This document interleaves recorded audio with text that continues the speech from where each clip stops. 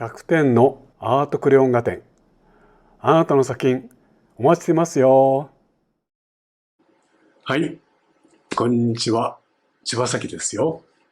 ねえ、もうすっかり秋になりましたね。お元気ですか？そう、よかったね。なんか、インフルエンザが早々と流行り始めたとね、いうニュースを聞きましたので、気をつけましょうね。はい。でもおかげさまで、柴崎もね、今日も元気に絵描いてます。はい。そして、いつもね、柴崎の動画見てくれて本当にありがとう。たくさんのコメントとね、高評価。もう本当に嬉しいです。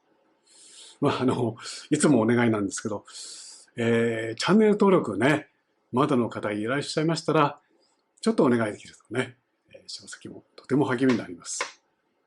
はい。さて、今回あなたにお見せするのはですね、柴崎がね、独断で見てお直しする添削コーナーですよ。ね。作品はですね、柴崎が主催するオンラインサロン、柴発のメンバーの中の方のね、作品をやってみたいと思います。さて、今日はどんな絵が来るかね、もう今から楽しみなんだけど、最後までね、ゆっくりね、お付き合いください。それでは、添削のコーナー、行ってみましょう。はい。それじゃあ見てみましょうね。たくさんあるな。じゃあ、一番下はこれにしようかな。はい。よいしょと。はい。ねえ、こうちゃんですね。自画像は描きにくい。鶴瓶さんですか？鶴瓶、どこのおばはんやになってしまったって書いてあるけど、笑うしかないって本人書いてあるけどね。改善したかなって言うんだから、以前一回投稿してる？はい。じゃあ、ね、お写真ありますので、お写真見てみましょう。おお、ね、こうちゃんですね。優しそうな顔してますね。はい。素敵なおじさま。柴崎のでもお若そうですね。それで、日差しの下に立ってこっちをね、結構正面見てるんだね。この自画像っていうのはね、きっとどなたでもね、描いてみたいと思うと思うんですよ。で人物画をね、描くとよくあることなんですけど、自然とね、自分に似てくるって部分あるのね。だから似せるという点ではね、ある意味では自画像は自然にできてるかもわかんないです。ただやっぱり、ただ似せただけではね、ちょっと十分な自画像とは言い切れないかもわかんないね。やっぱりそのためには基本的な顔の構造とかね、そういうことがやっぱりしっかりするとさらにいいんだと思います。そんな意味でね、ちょっとこのこうちゃんお帽子かぶってますよね。それからお洋服着てます。眼鏡もかけてる。そういうものがね、ちゃんとこの顔や体にくっついてるかですね。そこら辺もちょっと見てみたいんだけどね。ちょっと帽子がちっちゃいかな。どうだろう。お洋服はどうだ？左右の肩が違うか。そうですね。まずお顔が基本的な形として見るですよね。それから首もですね、まずはしっかり描いてみましょうか。ね。こうなると、ここでこの左右の肩がですね、こうやって描けるかもわかりません。もちろん、目の位置はいいかもわかんないですね。目の位置、それでこの上にですね、今度は、お帽子とかですね、お洋服を着せると。よいしょ、いいかな。この上にですね、帽子がちゃんとこう乗っかると。それからお洋服はこの左右の肩に合わせてね、ここにお洋服がこうつくようになるとね、うまくいくんだよね。もちろん顔もね、ただ目鼻をくっつけるんじゃなくて、顔が立体的な構造として見えるようになったらもっといいよね。じゃあそこら辺を重点的にちょっと添削してみたいと思います。さあどうなるかな。さあそれではやってみましょうね。今日使うのは鉛筆と消しゴムとあと柔らかい紙ですね。はい。動画がね長くなりそうなので少し早回しの形でお見せしますね。まず描くのはですね、顔の基本形、卵の形を描きます。はい、手をぐるぐるぐるっと回してね、鶏の卵ですよ。ね、はい、こんな形です。そして首を描くんですけど、首は随分太めです。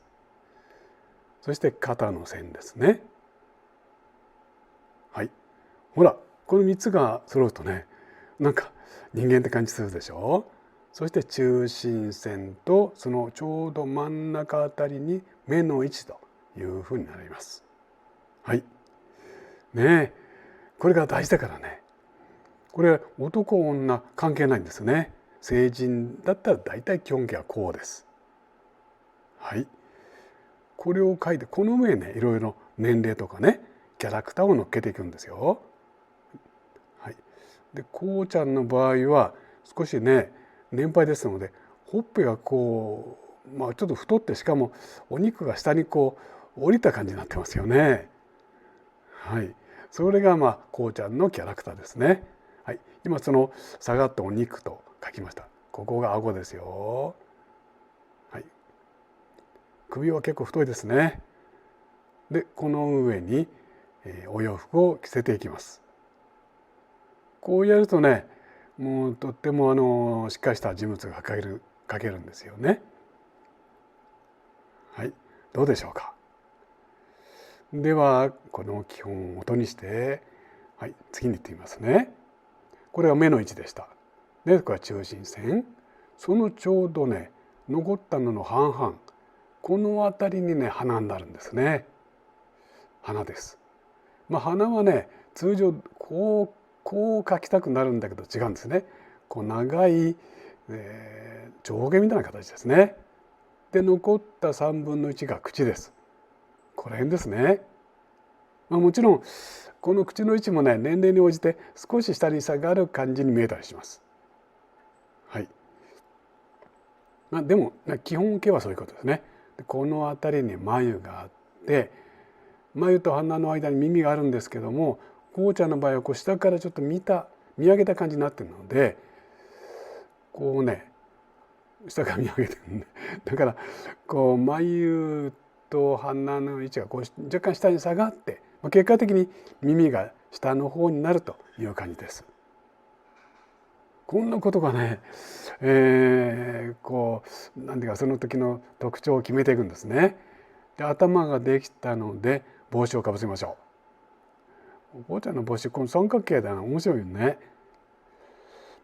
顔を描いてそのまま帽子描いちゃう人もいると思うんだけどまずはねさっき言った卵の形頭の形をしっかりしてから帽子を描くといいです。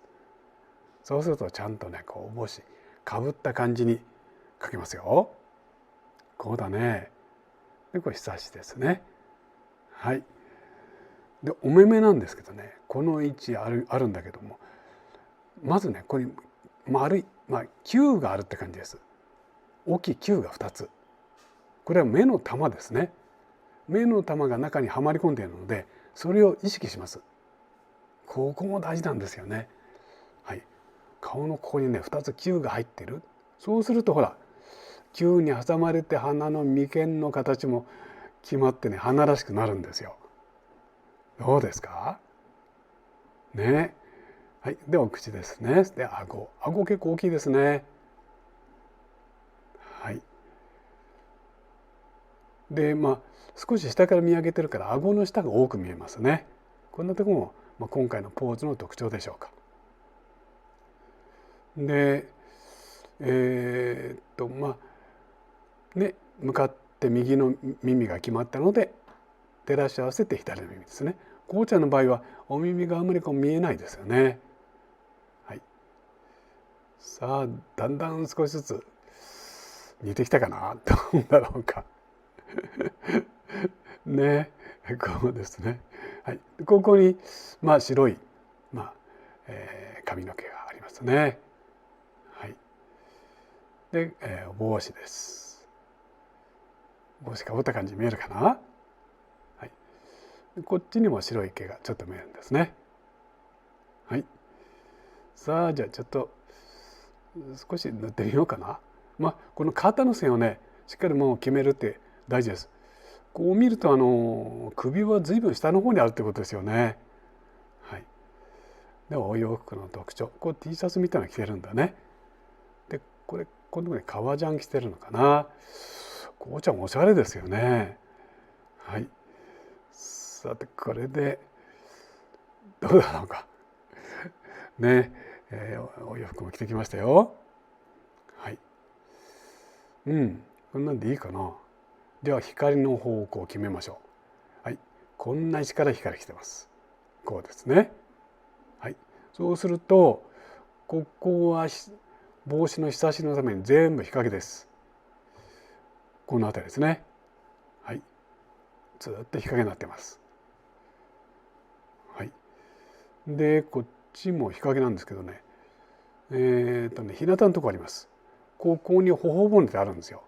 この頬骨を起点としてですね、ちょっと考える必要あるんですけども、こっちは顔の側面だから暗くですけどね、頬骨の位置でここ鼻のための日陰ですけど、そのね上が明るくなってるんですよ。はい。ね、ここはねちょっと大事なところなんですけどね。はい。じゃあ次々とこうやって、ほっぺの膨らみだったりね、そういう影響による影をちょっと描きましょうね。これは鼻のための影です。こうですね。はい。どうかな。ちょっと見えてきた。それでほっぺなんですけど、これほら上から光来てるでしょ。同じほっぺの日向でもね上から光来てるから、ここね、ここら辺が一番明るいんですよ。はい。だから逆に言うと日向でもここ少し暗いってわけですね。一番明るいのはこことこことここです。ね。太陽の光の方を向いているところ、ここが一番明るいんだと思ってくださいね。だから日向でも太陽の光に、直角に当たるところが一番明るい。から日陰でもね、日陰から遠ざかれば、太陽が遠ざかれば遠ざかるほど暗いというわけですね。はい。そんな違いがあるわけです。さあ、じゃあちょっと眉の位置も少し決めてですね、この辺かな。眉のね折れ曲がり際、ここからねさらにこっち暗くなってるんですよ。ほら、額はねこうやってねここからね折れ曲がってますね。正面側面というふうになってます。こんなこともお顔を描く知識として覚えておくといいですね。はい。では帽子のひさしの下の影も描いていきましょう。はい。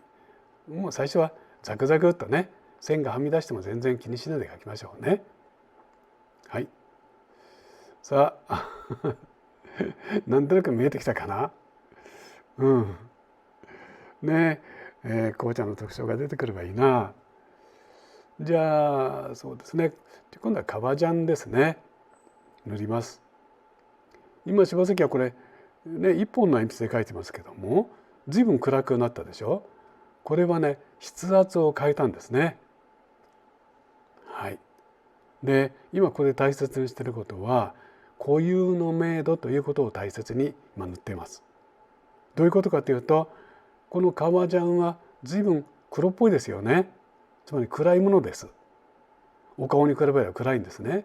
だからまずその暗さを最初に塗ります。だから筆圧をつけて暗く塗ってるわけですね。はい。材質感みたいなものは後にしましょうね。それから切ってここに T シャツ、これも暗いもんね。ガッと暗くですよ。はい、筆圧を強くして暗く塗ります。どうでしょう。ほらこうやってくると明るいお顔の形が浮かび上がって見えてきたかな。こっちも暗くだよね。はい、もうゴシゴシゴシっと塗っちゃいましょうね。なんかこう鉛筆のタッチをストレートに塗ってるでしょ。はい、そうです。さあね、お洋服の暗いお洋服の特徴が固有の明度という形で見えてきましたよ。こうですね。どうかしら。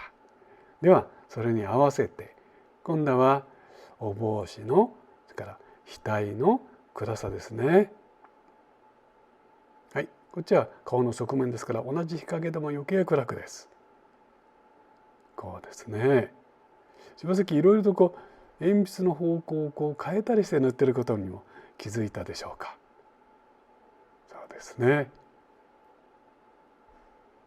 はい。さあだいぶ顔も見えてきましたね。こうちゃん喜んでくれてるかな。はい。っていうかまあねそこそこに似せて描く、責任が柴崎にもあるんですけどね。はい。さあ肩も少しこう広くしてこのくらいかな。ではねまた影のとこ音色を乗っけていきましょう。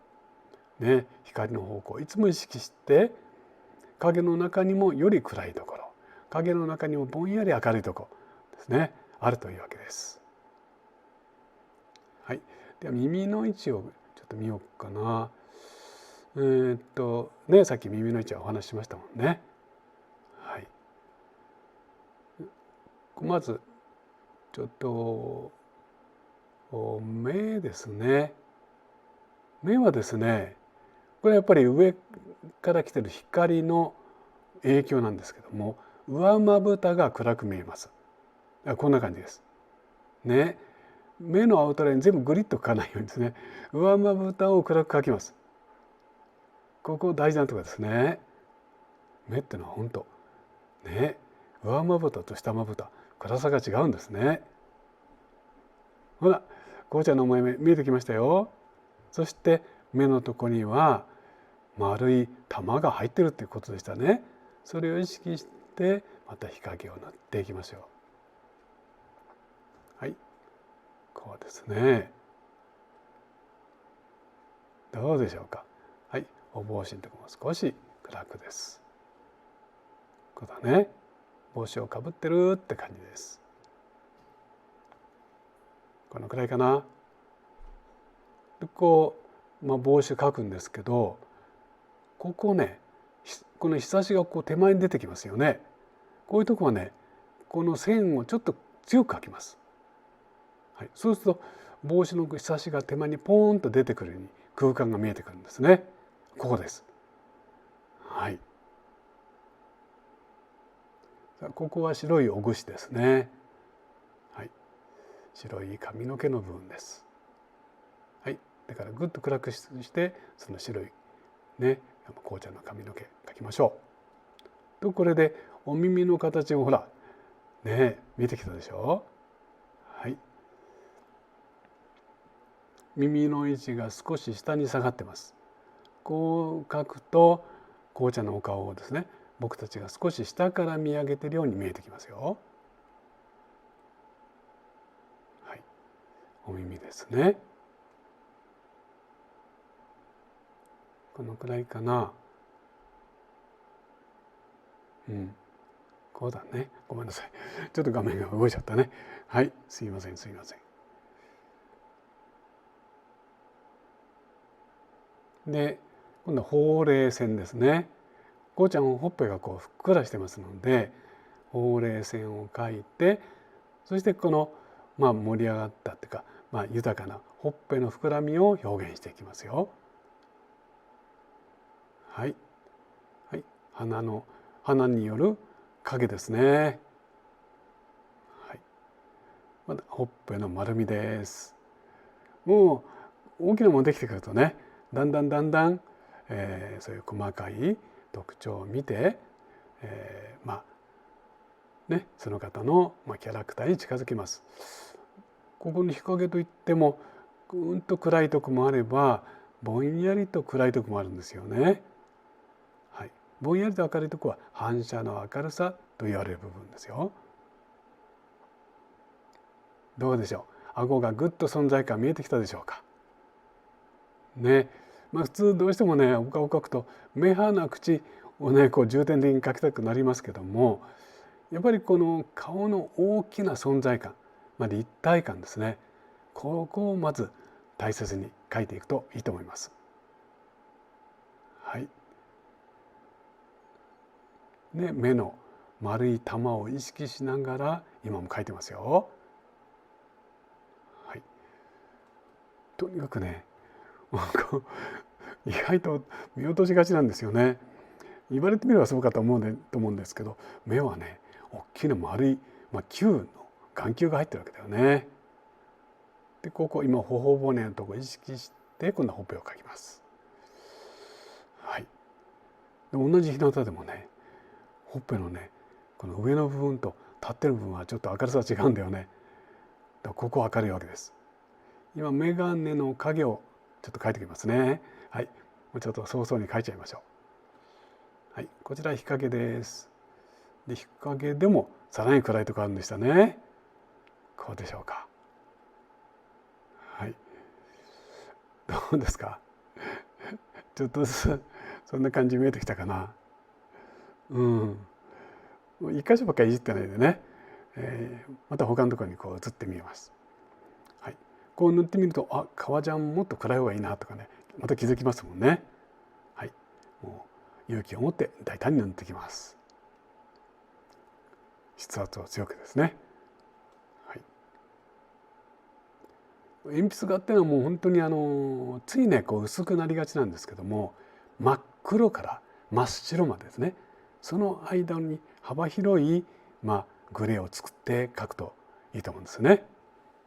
はい。そんなことです。さあ、じゃあまたね一箇所ばかり描かないんですね。下を描いたらまた上を描く、上を描いたら下を描くというふうに全体に目を配るようにして描いていきます。はい。またじゃあ今度はこの辺ですね。ここに眉がありますよ。こうちゃん優しそうな眉をしてますね。はい。で、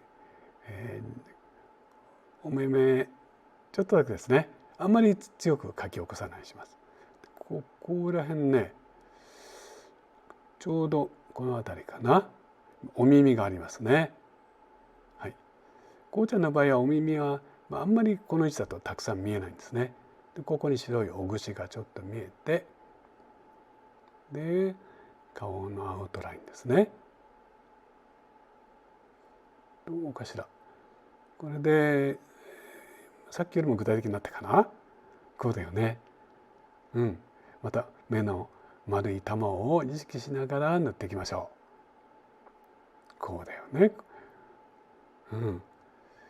こう眼球のね丸い玉を考えるってすんごく大事ですからね。はい。さあ眉間もちょっとねこれでかけてきました。はい。このくらいでしょうかね。はい。どんどん重ねていきましょうね。はい。眼鏡こう塗りすぎたところはねまた練りゴムで消して明るくしていきます。ここなんか明るいんだよね。さっきも言ったようにこれは太陽の光の方向を向いているので明るくなるわけです。はい。どうかな。今正直こうちゃんのですねお顔写真手に持ちながらちょっと見ながら描いてるんですけどね。さてといいかなこれでここですね。はい。じゃあここですね。はい。お帽子の暗さ。はい。で口をちょっと描こうかな。鼻も大事ですね。鼻の穴なんですけど、ただ真っ黒系に塗らないんですね。はい。鼻の穴の上の線だけ少し強く描くということが大事です。目と似てますね。はい。こうだよね。こういうところ大事なんですよね。立体を考えながら描かなきゃいけないんですね。はい。で今鼻の影が口のとこ起こってきました。はい。でその口ですね。どっちかというと上唇が薄くってしかも暗く見えます。でこうちゃんの場合はね少し口をこう開いてうっすら開いた状態のお写真なのでその感じも描きましょうか。ね、こうやってこう時々隠したりしてね全体のバランスを見てみます。はい。お口もねちょっとしたことでね表情が変わります。で口角をちょっと上げましょうね。いい優しいお顔がなってますねこうちゃんって。はい。今度は下唇に落ちた上唇の影ですね。というか鼻の影なんだけどね。はい、こうでしょうか。で下唇の暗さ。もうこの辺描くと一気にこう表情が見えてきたでしょ。はい。で今度はこうほっぺの厚みですね。それが落とす影です。この辺でしょうか。はい。ね、こうなんてこれもちょっと影だな。はい。これはやっぱり資料を見ていかないとわからないところですよね。でほっぺの膨らみをもうちょっと描きます。この辺りです。はい。そうしますととてもこうねほっぺが立体的に見えてきたでしょうか。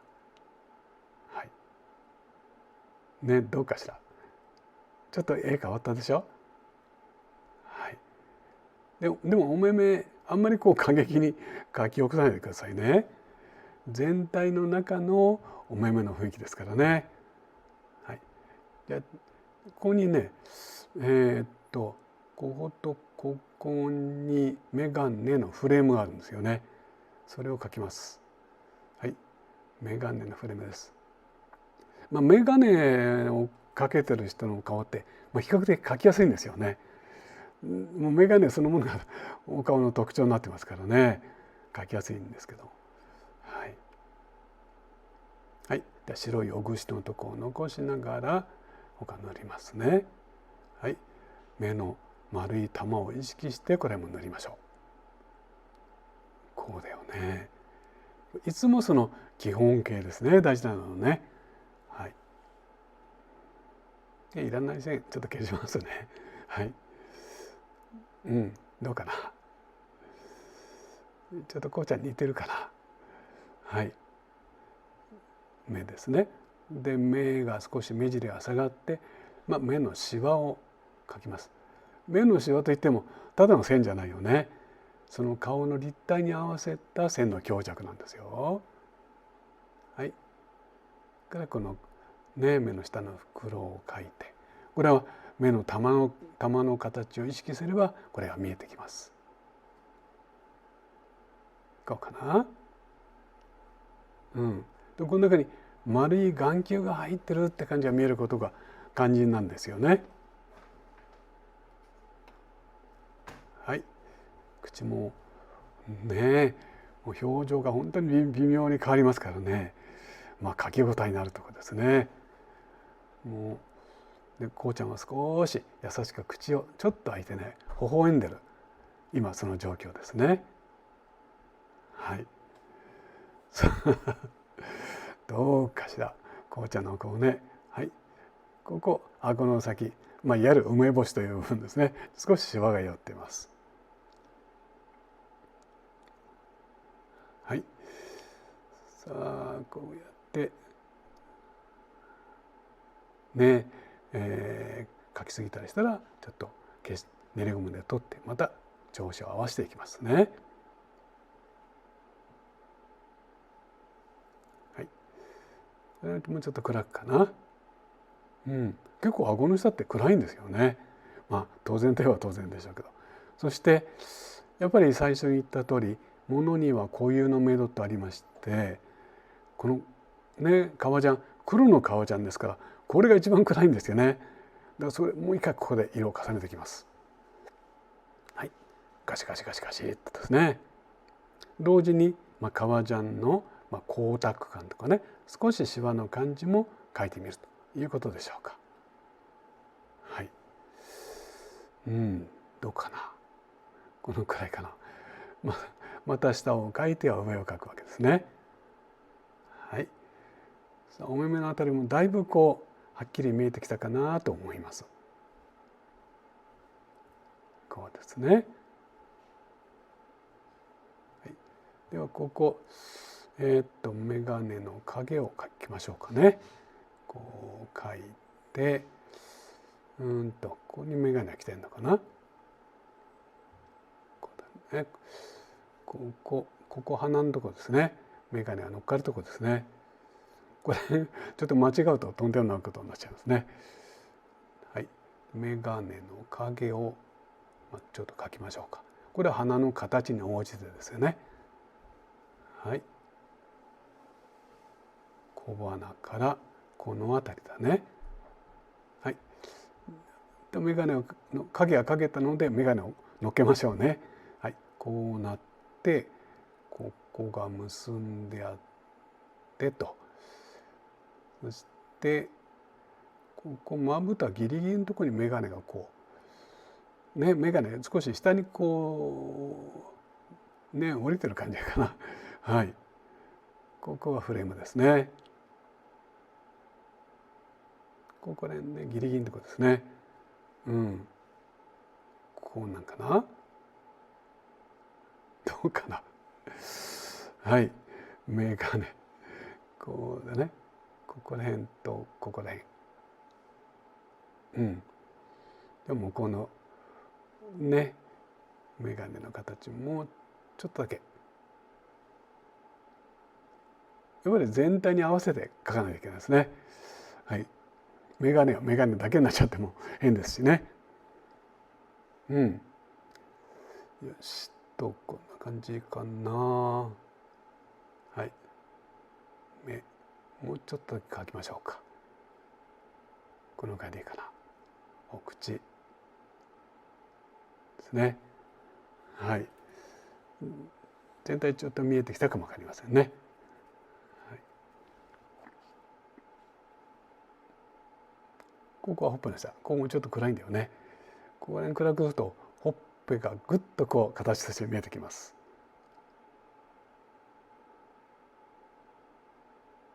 はい。鼻の存在ですね。ここもこれもいいかな。はい。ちょっとこうこうちゃん年齢相応に、なんていうかシミというかなんていうかねありますか。今ちょっと書きました。ちょっと余分だったかな。はい。お帽子はあんまり強くしないしましょうね。はい。ここはもうとても明るいところですね。でいらないとこちょっと消しますね。はい。でどうするかな。は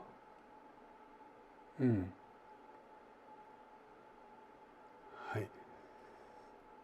これもちょっとまとめた方がいいかな。はい。で、日陰のところはですねぼんやりですねあまり描かないようにします。どうかな。こうちゃんね見えてきたかな。はい。これをね、はい、もうまとめに入ってます。顎の位置もだいたいいいかな。はい。ちょっとね柔らかい紙で少しこすりますね。こうちょっと煩雑になった鉛筆の線をねまとめてしまいます。こういう特に日陰の部分ですね。はい。そうしますと余計にこう空間感っていうかねそういうのが出てきますよ。日陰の方を少しこうね紙で調子を抑えるというわけです。はい。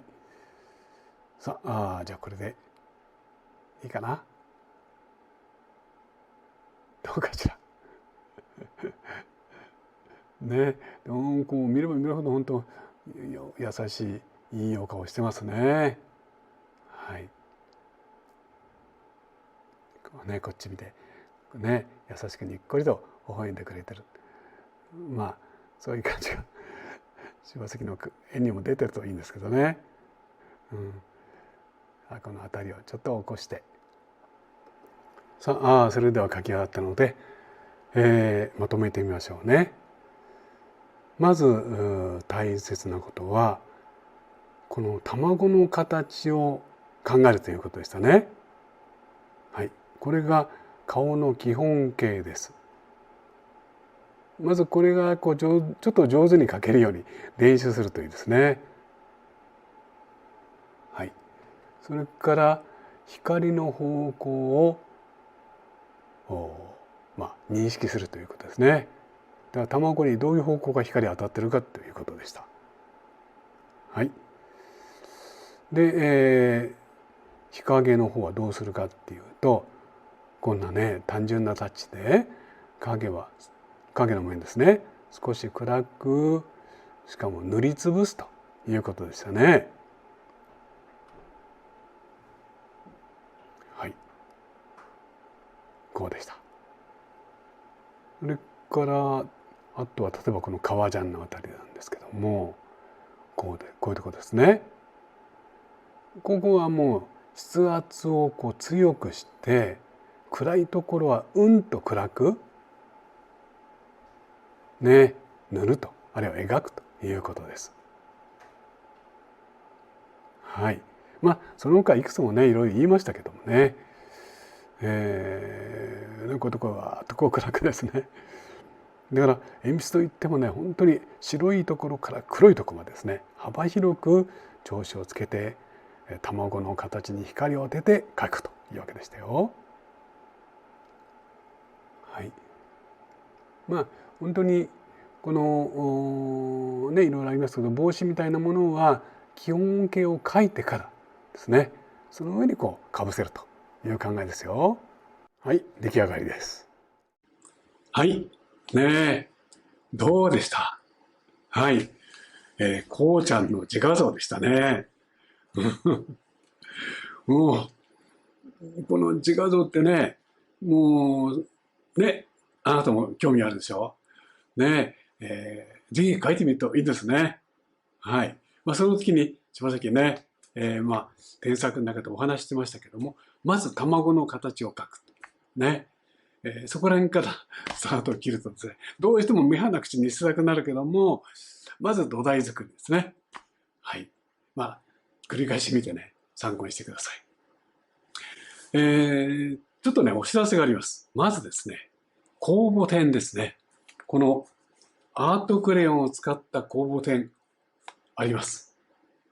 100点のアートクレヨン画展っていうね。はい。